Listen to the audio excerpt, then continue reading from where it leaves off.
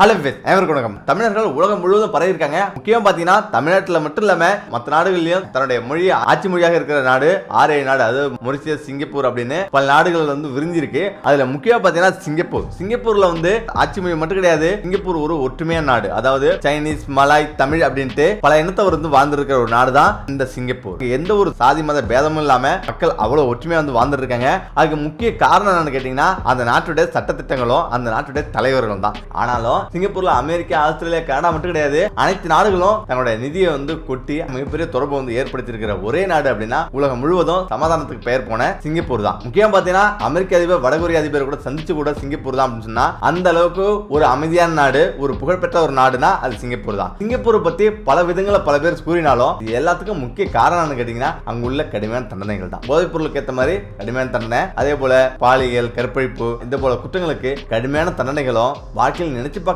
முடியாத பிரம்படிகளும், ஜெயிலும் இதுதான் அந்த நாட்டையே மாத்திருக்கு. முக்கியமா சிங்கப்பூர் ஆசியாவிலே செலவு பிடிக்கும் நாடுகள்ல ஒண்ணு. சட்டத்திட்டங்களும் கடுமையானது. முக்கியமா லஞ்சம் கொடுத்தலாம் தப்பிச்சிடவே முடியாது. சின்ன தவறு கூட மறக்க முடியாத அளவுக்கு தண்டனை கொடுக்கும் நாடு தான் இந்த சிங்கப்பூர். முக்கியமா கவனிக்கணும், இன்னொருத்தர் தெரியாம அவருடைய ஒய்ஃபை பயன்படுத்துவது கூட தண்டனை தான். சிங்கப்பூர் இணைய சட்டப்படி 3 ஆண்டுகள் வரை தண்டனை விதிக்கிறாங்க. முக்கியம் $10,000 வரை அபராதம் விதிக்கப்படும். புறாக்களுக்கு உணவிட்டா $500 அபராதம். தன்பாலின உறவுக்கு 2 ஆண்டு வரை சிறை தண்டனை. பொது கழிவறையை பயன்படுத்திட்டு பிளஸ் செய்யாம செஞ்சா அதுவும் தண்டனைக்குரிய குற்றமாகும். யூடிலிட்டி என்ற கருவி பொருத்தப்பட்டிருப்பதால இதிலிருந்து தப்பிக்க முடியாது. முக்கியமா கழிவறை கதவு தானாவே மூடிக்கொள்ளும். போலீஸ் வந்தா மட்டும்தான் கதவு திறக்கும். முக்கியமா மக்களிடையே தன்னுள்ள ஒரு சுத்தம் வேணும் அப்படின்றதால தான் இந்த ஏற்பாடெல்லாம். முக்கியமா சிங்கப்பூர்ல பொது இடங்களை வச்சோ வாகனங்களிலோ சிகரெட் பிடிப்பது குற்றம். அது மட்டும் கிடையாது, சிகரெட் பாக்கெட்டோட நாட்டுக்குள் நுழைவதும் குற்றம். சிகரெட் பர்ஸ் போன்ற குப்பைகளை தெருவில் வீசினா முதல் முறையா $300 அபராதம் விதிக்கப்படும். 3 முறை இதே தவறு செஞ்சா வாரம் ஒரு முறை தெருவு சுத்தம் செய்யணும். முக்கியமா சுவிங்க வைக்க தடை செய்யப்பட்டிருக்கு. சுவிங்க வைத்தா 2 ஆண்டு வரை சிறை தண்டனை, $1,00,000 வரை அபராதம் விதிக்கப்படும்.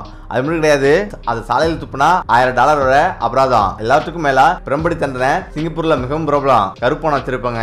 பாலியல் குற்றங்கள் உட்பட 35 குற்றங்களுக்கு பிரம்படி வழங்கப்படுது. முக்கியமா பெண்கள், குழந்தைகள், 50 வயதுக்கு மேற்பட்டவர்களுக்கு பிரம்படி வழங்கப்பட மாட்டாது. 18 வயதுக்கு உட்பட்டவர் 10 பிரம்படி வரை வழங்கப்படும். அதிகபட்சமா 24 அடி வரை வழங்க சட்டத்துல இடம் இருக்கு. முக்கியமா தண்டனை பெறுவோரின் பாதுகாப்புக்காக சிறுநீரகத்தை பாதிக்காம இருக்க தடுப்பு வைக்கப்பட்டிருக்கும். முக்கியமா பிரம்புல ஆன்டிசெப்டிக் மருந்தும் தொடப்பட்டிருக்கும். அது மட்டும் கிடையாது, 160 கிலோமீட்டர் வேகத்துல அடி விழும். 4 அடிக்கு மயங்கி சரிஞ்சிடுவாங்க. உச்சந்தலை முதல் உள்ளங்கால் வரை அத்தனை நரம்புகளும் வேலை செய்யுமா. அதாவது உடல்ல இருந்து 2 முறை தான் வேலை செய்யுமா. உடல் உறவுல உச்சமடையும் போது அத்தனை நரம்புகளும் வேலை செய்யுமா. அதுக்கு அடுத்தது இந்த பிரம்படியில் தான் அத்தனை நரம்புகளும் வேலை செய்யுமா. முக்கியமா 5 அடி வாங்கினா பின்பக்கமே செஞ்சிடும். அந்த நாட்டுல லீக்குவான்ல இருந்து பல தலைவர்கள் இன்னைக்கு மக்கள் மனசுல நின்றுட்டு இருக்காங்க. இந்த தலைவர்கள் வழி நடத்திய ஒவ்வொரு நடவடிக்கையும் இந்த மக்களை பல மடங்கு உயர்த்தி போச்சு. முக்கியமா பாத்தீங்கன்னா அதுல ஒருத்தர் தான் இந்த தர்மன் சண்முகரத்னம்.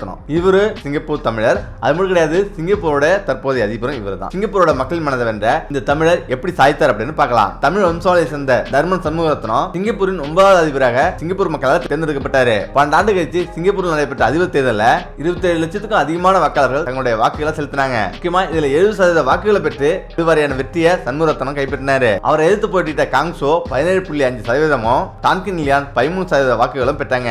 முக்கியமா ஒருவருக்கு மரியாதை என்பதை தனது கொள்கையாகவும் அண்ணாச்சி பழத்தை தனது பிரச்சார சின்னமா கொண்டு இந்த தேர்தலில் சந்திச்சாரு. முக்கியமா அண்ணாச்சி பழத்தை சின்னமா கொண்டிருப்பதை குறித்து அவர் கூறும்போது அண்ணாச்சி பழம் மிகவும் சுவையானது, அனைவராலும் விரும்பப்படுவது அப்படின்னு தெரிவிக்கிறாரு. முக்கியமா மலாய் பண்டிகைகளின் போதும் மற்ற எல்லா விழாக்களிலும் எளிமையாகவே இந்த பழம் பயன்படுத்தப்படுதுன்னு தெரிவிக்கிறாரு. அது மட்டும் கிடையாது, சீனர்களுக்கு அண்ணாச்சி பழம் அதிர்ஷ்டம், செழிப்பு ஆகியவற்றின் சின்னம் அப்படின்னு தெரிவிக்கிறாரு. எனவேதான் எனது தேர்தல் சின்னமா அண்ணாச்சி பழத்தை தேர்ந்தெடுத்த அப்படின்னு தெரிவிக்கிறாரு. கிடையாது, உண்மையான காரணத்தை தெரிஞ்சு கொள்ள விரும்புவதற்கு அண்ணாச்சி பழத்துல விட்டமின் சி மற்றும் தியாமின் அதிகமா இருக்கு அப்படின்னு தெரிவிக்கிறாரு. மேலும் அவர் தெரிவிக்கல, இது மகிழ்ச்சியான ஹார்மோன்களை தூண்டுது அப்படின்னு தெரிவிக்கிறாரு. முக்கியமா தேர்தல் வெற்றி பெற்றதும் தனது ஆதரவாளருக்கு அண்ணாச்சி பழங்களை பரிசா கொடுத்தாரு. யார் இந்த தர்மன் சண்முகரத்னம்? இலங்கையை பூர்வீகமாக கொண்ட தமிழ் வம்சாவளி குடும்பத்தை சேர்ந்தவர் தான் இந்த தர்மன் சண்முகரத்னம். இவருடைய தந்தை கனகரத்னம் சிங்கப்பூரோட பிரபலமான நோயியல் நிபுணரா இருந்திருக்காரு. முக்கியமா சிங்கப்பூரின் நோயியலின் தந்தை அப்படின்னு அழைக்கப்படுறாரு. சண்முகரத்னம் லண்டன் ஸ்கூல் ஆஃப் எக்கனாமிக்ஸ்ல பொருளாதார துறையில இளங்கலை அறிவியல் பட்டம் பெற்றவர். கடந்த 2001ஆம் ஆண்டு சிங்கப்பூர் ஜூராங் தொகுதியிலிருந்து எம்பியா தேர்ந்தெடுக்கப்பட்டாரு. பிரதமரின் ஆலோசகர், நிதியமைச்சர், கல்வி அமைச்சர், துணை பிரதமர் அப்படின்னு